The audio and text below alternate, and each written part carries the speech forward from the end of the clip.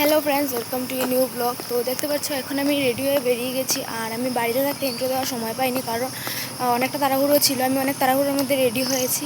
আর এখন যাচ্ছি হচ্ছে আমার একটা পিসির বাড়ি, ওদের বাড়ি ঘর সঞ্চারের নিমন্ত্রণ। তো আমি, বাবা, ভাই, মা, আমরা সবাই মিলে যাচ্ছি। তো বেশি কথা বাড়াচ্ছি না, কারণ একদম সময় কম। দেখতে থাকো পুরো ব্লগটা। আজকে যা যা করি সব কিছু তোমাদের সাথে শেয়ার করবো।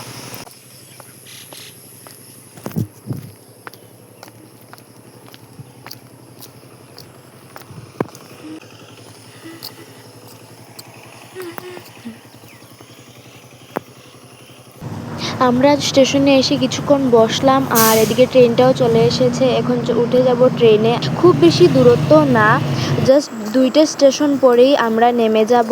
আর এখন বাজছে 5টা সেরকমই হবে, আমার সঠিক খেয়াল নেই।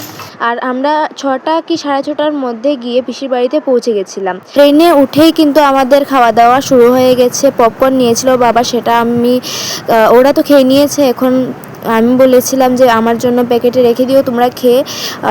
ওদের খাওয়া শেষ, এখন আমি খাচ্ছি। আর আজকে কিন্তু ট্রেনে ভিড়টা অনেকটাই কম ছিল। অনেকটা কম বললেও ভুল হবে, কোনো মানুষই ছিল না ট্রেনে। দেখো, আমরা যে ডাব্বাতে বসেছিলাম সেখানে শুধু বাবা, আমি, মা, ভাই আর আরেকজন ভদ্রলোক ছিল। আমরা 5জনই ছিলাম, আর কেউই ছিল না। এতটাই ফাঁকা ছিল ট্রেনটা। আমরা যখন নেমে যাচ্ছিলাম তখন মোটামুটি একটা মানুষ হয়েছে। অনেকজনই প্যাসেঞ্জার দেখলাম যে ট্রেনে উঠছিল। স্টেশন থেকে পিসির বাড়ি খুব একটা দূরত্ব নেই, সেই কারণে কিন্তু আমরা গাড়ি নিয়ে ভাবলাম যে সকাল সকাল যেহেতু নেমেছি, গাড়ি নিয়ে লাভ নেই, হেঁটেই চলে যাব। তো যেমন কথা তেমন কাজ, আমরা রওনা দিলাম হেঁটেই। আর পিসির বাড়ির সামনে এখানে আমার একজন জেঠু দাঁড়িয়েছিল, ওদের সাথে দেখা করে আমরা বাড়িতে চলে গেলাম। এই জেঠুকে আশা করি তোমরা অনেকেই চিনবে। জেঠুকে আমি 2-1টা ব্লগে দেখিয়েছিলাম। বাড়িতে ঢুকে চলে গেলাম ওদের নতুন ঘরটা দেখতে। তো চলো তোমাদেরকেও রুম টুরটা দিয়ে দিই।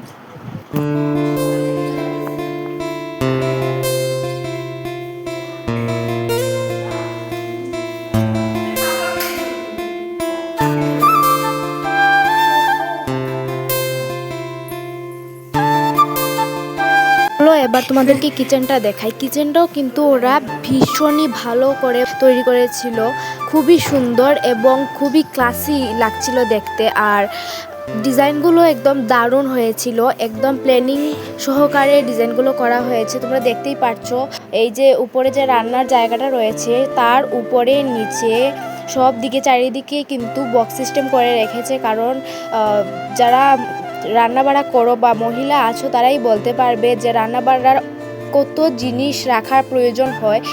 আর যেখানে সেখানে রাখলে কিন্তু ঘরটাও দেখতে অনেকটাই মেসি লাগে, নোংরা মনে হয়। তো এই কুক করে দেওয়ার কারণে কিন্তু ঘরটা অনেকটাই পরিষ্কার থাকবে। এই যে উপরে পুরোটা দেখতে পাচ্ছ, সে পুরোটাই কিন্তু বক্স সিস্টেম করা রয়েছে, সেখানে জিনিসপত্র রাখার জন্য সিস্টেম করে দেওয়া হয়েছে। আর অনেকটাই কিন্তু সুবিধা হবে এরকম সিস্টেম করা। আর এখানে হচ্ছে যে ঘরটায় পুজো হবে সেই ঘরটা হচ্ছে এটা। খুবই সুন্দর কিন্তু ওরা ঘরগুলো বানিয়েছিল, আমার তো ভীষণ ভালো লেগেছে। আর এখনকার যুগের সঙ্গে তাল মিলিয়ে খুবই সুন্দর হয়েছে ঘরগুলো। আর উপরের লাইটগুলো তো ব্লগিং ভিডিওর জন্য একদম পারফেক্ট। দেখো গাছে কত জাম্বুরা রয়েছে।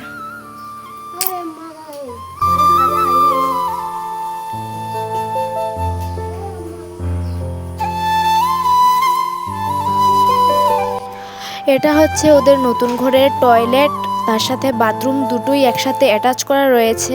আর জায়গা কিন্তু খুব বেশি নয়, একদম অল্প জায়গার মধ্যেই ওরা খুব সুন্দরভাবেই বানিয়েছে বলা যায়। আর কাজ কিন্তু এখনও কমপ্লিট হয়নি, না বাথরুমের কাজ কমপ্লিট হয়েছে না কোনো ঘরের কাজ ভালো মতো কমপ্লিট হয়েছে। জাস্ট পুজোর জন্য মোটামুটি একটা ঠিকঠাক করে রাখা হয়েছে। আর এদিকে মা সবজি কেটে দিচ্ছে, আর ঠাম্মা এদিকে রান্নার কাজটা সেরে নিচ্ছে। বাইরের রান্না না, ঘরে যারা যারা আছে ছোট বাচ্চা থেকে ধরে যারা যারা সকালের খাবারটা খেতে চাইবে ওদের জন্য এখানে সকালে রান্না করা হয়েছে। আর উপরে ফল কাটা চলছে, পুরোহিত এসে গেছে, সব কিছু পূজার কাজটা চলছে।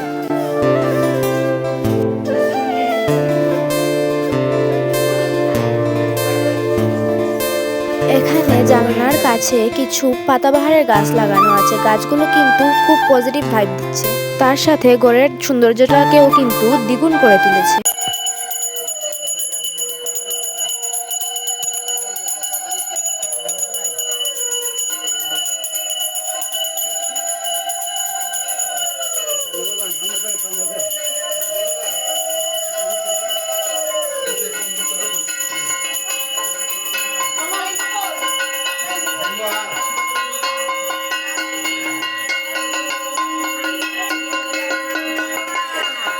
এখন ওরা ওদের পুরনো ঘর থেকে ঠাকুরগুলো নিয়ে চলে এসেছে নতুন ঘরে পুজোর জন্য। ঠাকুর আনার পর এখানে পুজো শুরুও হয়ে গেছে, সবাই এখানে পুজোতে বসে গেছে। পণ্ডিত মশাই এখানে মন্ত্র পড়ছেন এবং পুজোর যা যা যাবতীয় কাজ আছে সব কিছুই একে একে হলো। আর এত কিছু তো আমি বুঝি না বা সেই বিষয়ে অত কিছু আমার ধারণা নেই, জানিও না। যতটুকু আমি দেখতে পেয়েছি তোমাদেরকেও দেখিয়েছি। এখানে দেখো একটা ঠাম্মা কি সুন্দর পান দিয়ে প্রজাপতি বানিয়েছে। আমার তো দেখে খুবই মজা লাগলো। আমি কখনো এরকম ধরনের কোনো কিছু দেখিনি যে পান দিয়ে প্রজাপতি বানানো যায়। এটা দেখে তো আমি খুবই খুশি হয়েছিলাম আর খুবই ভালো লেগেছিল। তো ঠাম্মাকে বললাম যে ঠাম্মা আমাকে একটু বানিয়ে দেখাও, আমি একটু ভিডিও করব আর আমার সাথে সাথে তোমাদেরকেও একটু দেখালাম। তো আমি যেরকম বলেছি ঠাম্মাও আমার কথা মতো এখানে বানানো শুরু করে দিয়েছে। আর আমি ভিডিওটা স্পিড করিনি যাতে তোমরা ভালোভাবে বুঝতে পারো। স্পিড করলে হয়তো ভিডিওটা তোমরা ভালোভাবে বুঝতে পারবে না যে কোন স্টেপের পরে কোন স্টেপ করেছে, সেই কারণে আমি ভিডিওটা স্কিপ করিনি। তোমরা ভালোভাবে এখানেই দেখে নাও। পুজো তো কমপ্লিট আর এদিকে লোকজনের খাবারের জন্য চেয়ার টেবিলও লাগানো হয়ে গেছে। এখানে লোকজনকে খাবার দেওয়া হবে। আর ওদের বেসিনটাও কিন্তু খুবই কিউট ছিল, আমার তো দেখে খুবই মজা লেগেছে। বিচে যেগুলো হয় না শেলস, সেগুলোর মতোই কিছুটা দেখতে এই বেসিনটা। আমার তো দেখে ভীষণ মজা লেগেছে। তারপর দিদিভাই এখানে আরতি নিয়ে এসেছিল, আমি সেখান থেকে একটু আশীর্বাদ নিলাম। আর সত্যি বলতে ওদের বাড়িতে খুবই ভালো লেগেছে, খুবই শান্তিপূর্ণ একটা পরিবেশ ছিল।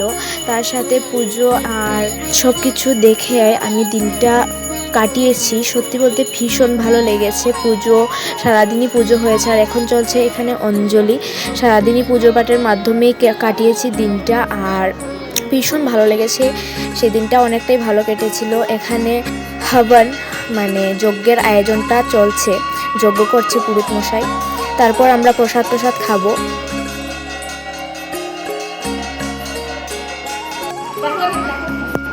এখন আমরা সবাই মিলে বসে গেছি প্রসাদ খেতে। এখানে বাবা, মা, আমি আর বড়দা, আমরা 4 জন বসেছি। আর সন্ধ্যার সময় এখানে ঠাম্মা একটু চা বানিয়ে দিয়েছিল, সেটা খেলাম। তারপর এখানে অনেকজন লোকজনও এসেছিল, কীর্তন হয়েছে। আর একটু সময়, বেশি না, বেশি হলে আধা ঘন্টা হবে, আমি একটু সময় বসে কীর্তন দেখেছি। দেখে আমরা বেরিয়ে গেছিলাম কারণ আমাদের আবার রাত্রেবেলা ট্রেন ছিল, সেই ট্রেনে আমরা আবার বাড়িতে চলে এসেছি।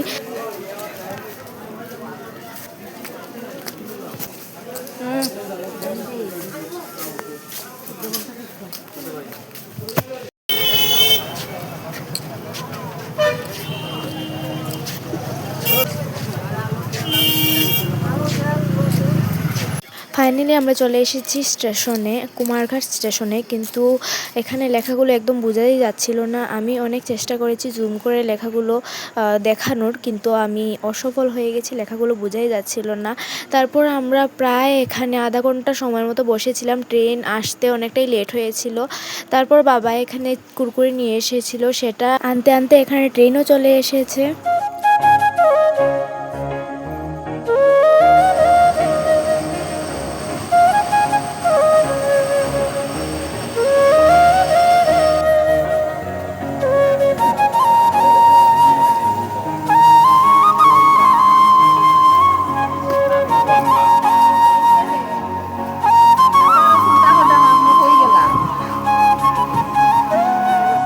আমরা যাওয়ার সময় যেরকম একদমই ভিড় ছিল না, আমরা আসার সময়ও কিন্তু বেশি ভিড় ছিল না। দেখো ভাই তো এখানে ঘুমিয়েই পড়েছে, তো ও ঘুমাক। আমি এখানে ভাবলাম যে বাবা যে কুরকুরিটা এনেছে সেটা খেয়ে নেই, বসে বসে কি করব, কুরকুরিটা খেয়ে নেই। তো আমি শুধু একা খাইনি, আমি কয়েকটা খেয়েছি। তারপর ভাইকে দিয়েছিলাম, ভাই খেয়েছে, মাও খেয়েছে, বাবাও কয়েকটা খেয়েছে। মানে আমরা টোটালি বলতে সবাই মিলেই খেয়েছি। আর ভিডিওর জন্য এখানে আমি দেখাচ্ছি যে আমি খাচ্ছি, তোমরা আবার ভেবো না যে আমি সব কিছু খেয়ে নিয়েছি।